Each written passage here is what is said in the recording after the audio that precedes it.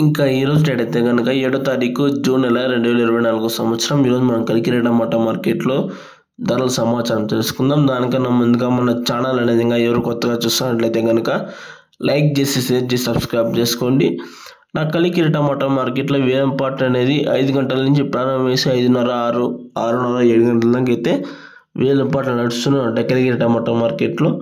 ఇప్పుడు దాకా మనకు తెలిసిన సమాచారం ప్రకారం అయితే వేలం పాట అయితే ముగిసినాయి.